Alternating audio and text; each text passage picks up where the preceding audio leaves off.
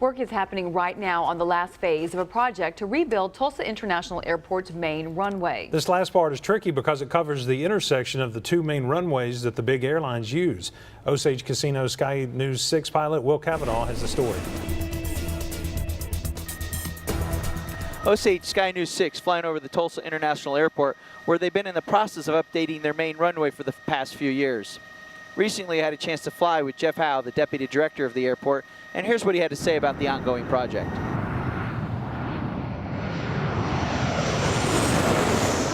I'm in Tampa 350, Southwest 1370. Yeah, what we're in the process of doing is rebuilding the main runway at Tulsa International. It hasn't been redone since about 1981, 1982 time frame.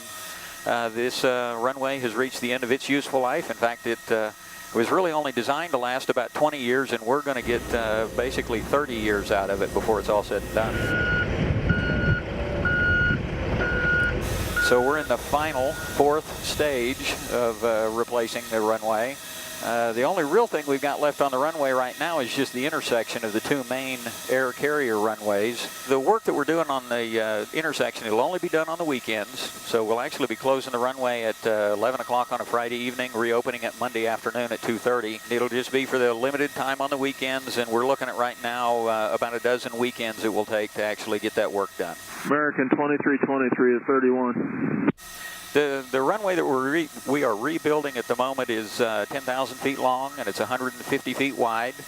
The total price of the project, the 4 years worth of construction, is going to be about $55 million when we're all said and done. We've literally worked for this thing for, you know, a good 8 to 10 years to make sure that we had everything in place.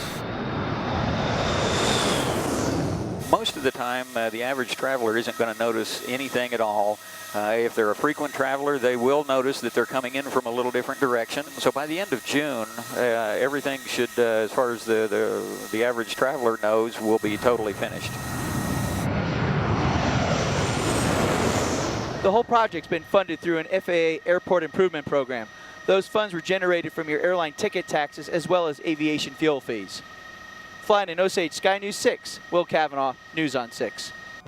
We'll tell you how many Oklahomans are in the hospital because of the flu. Also